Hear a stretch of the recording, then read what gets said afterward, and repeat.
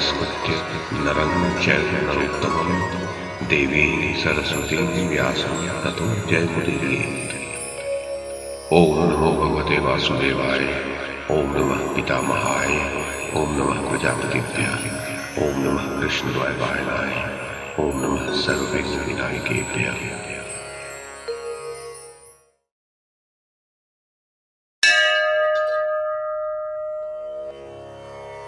संजय ने कहा, महाराज धृतराष्ट्र, राजा दुर्योधन का हित चाहने वाला महाबली कर्ण सात्विकी को परास्त करके रणभूमि में भयंकर बाण धारण करने वाले द्रोणहंता धृष्टद्युम्न के सामने गया।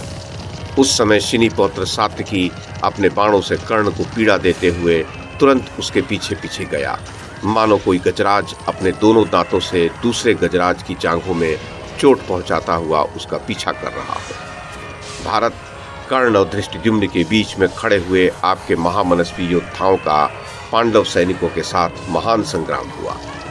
उस समय पांडवों तथा हम लोगों में से कोई भी योद्धा युद्ध से मुंह फेरकर पीछे हटता नहीं दिखाई दिया। नरश्रेष्ठ नरेश्वर मध्याह्न की उस बेला में दोनों पक्षों के गजों, अश्वों और मनुष्यों का संहार होने लगा। महाराज, विजय की इच्छा रखने वाले समस्त पांचाल योद्धा कर्ण पर उसी प्रकार टूट पड़े जैसे पक्षी वृक्ष की ओर उड़ जाते हैं। अधिरथ पुत्र कर्ण कुपित हो विजय के लिए प्रयत्नशील, मनस्वी एवं अग्रगामी वीरों को मानो चुन चुन कर बाण समूहों द्वारा मारने लगा। वह व्याघ्र केतु, सुशर्मा, चित्र, उग्रायुध, जय, शुक्ल, रोचमान, उन सब वीरों ने रथ मार्ग से आकर युद्ध भूमि में शोभा पाने तथा कुपित होकर बाणों की वर्षा करने वाले नरश्रेष्ठ कर्ण को चारों ओर से घेर लिया। नरेंद्र प्रतापी राधा पुत्र कर्ण ने दूर से युद्ध करने वाले उन 8 वीरों को 8 पैने बाणों से आहत कर दिया।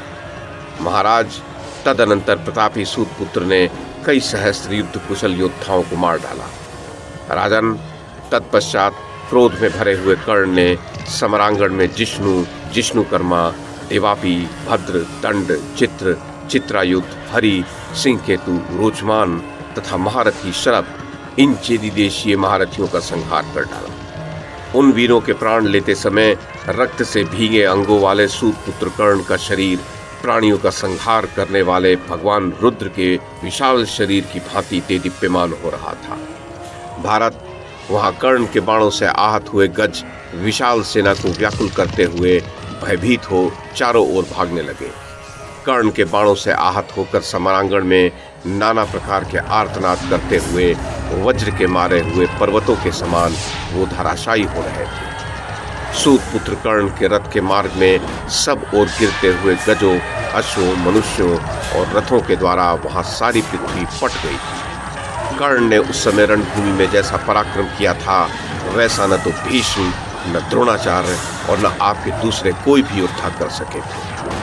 महाराज, सूत पुत्र ने गजों, अश्वों, रथों और पैदल मनुष्यों के दल में घुसकर बड़ा भारी संहार मचा दिया था। जैसे सिंह मृगों के झुंड में निर्भय विचरता दिखाई देता है, उसी प्रकार कर्ण पांचालों की सेना में निर्भीक के समान विचरण कर रहा था। जैसे भयभीत हुए मृग समूहों को सिंह सब ओर खदेड़ता है, उसी प्रकार कर्ण पांचालों के रथ समूहों को भगा रहा था। जैसे मृग सिंह के मुख के समीप पहुंचकर जीवित नहीं बचते, उसी प्रकार पांचाल महारथी कर्ण के निकट पहुंचकर जीवित नहीं बच पा रहे थे। भरतनंदन, जैसे जलती अग्नि में पड़ जाने पर सभी मनुष्य दग्ध हो जाते हैं, उसी प्रकार संजय सैनिक रणभूमि में कर्ण रूपी अग्नि में जलकर भस्म हो गए। भारत, कर्ण ने चेदी, केके और पांचाल योद्धाओं में से बहुत से शूर सम्मत रथियों को अपना नाम सुनाकर मार डाला।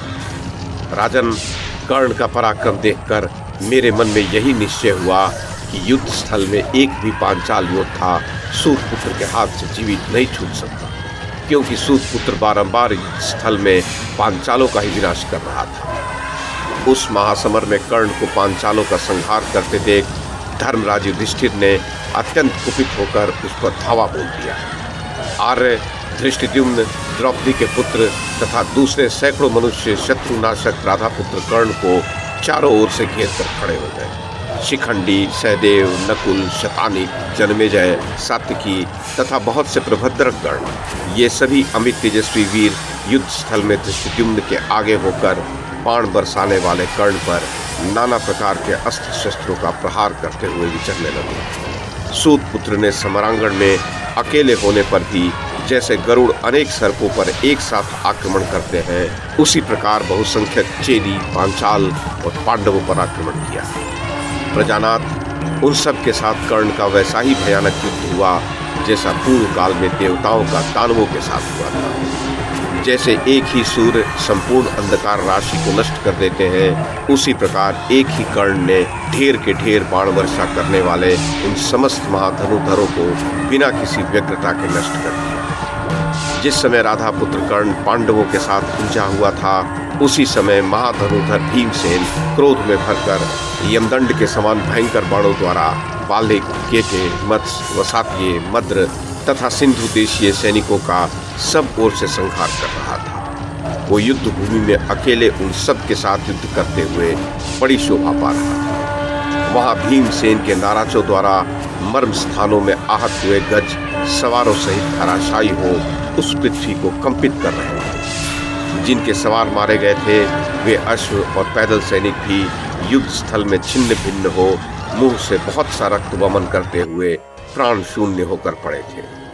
सहस्रों रथी रथ के नीचे गिरा दिए गए थे। उनके अस्त्र शस्त्र भी गिर चुके थे। वे सब के सब क्षत विक्षत हो भीमसेन के भय से भीत एवं प्राणहीन दिखाई दे रहे थे। भीमसेन के बाणों से छिन्न भिन्न हुए रथियों, अश्वारोहियों, सारथियों, पैदलों, अश्वों और गजों की लाशों से वहां की धरती आच्छादित हो गई थी। उस महासमर में दुर्योधन की सारी सेना भीमसेन के भय से पीड़ित हो स्तब्ध सी खड़ी थी। उत्साह शून्य, आहत, निश्चेष्ट, भयंकर और अत्यंत दीन सी प्रतीत होने लगी थी। नरेश्वर, जिस समय ज्वार न उठने से जल स्वच्छ एवं शांत होता है, उस समय जैसे समुद्र निश्चल दिखाई देता है, उसी प्रकार आपकी सेना निश्चेष्ट खड़ी थी। यद्यपि आपके सैनिकों में क्रोध, पराक्रम और बल की कमी नहीं थी, तब भी उनका घमंड चूर चूर हो गया था।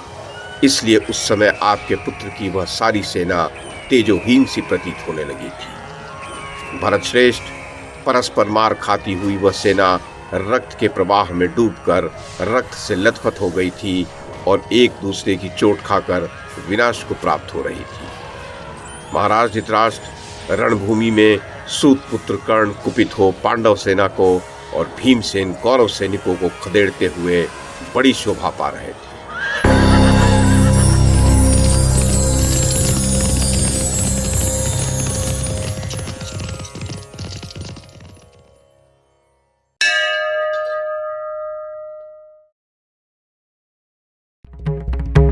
YouTube के माध्यम से महाभारत की कथा को एक श्रृंखला के रूप में प्रस्तुत करने का हमारा ये प्रयास यदि आपको सराहनीय लगा हो तो कृपया इस कड़ी को लाइक और शेयर करें, चैनल को सब्सक्राइब करें और बेल आइकन को दबाएं। साथ में अन्य लोगों को भी देखने के लिए प्रेरित करें।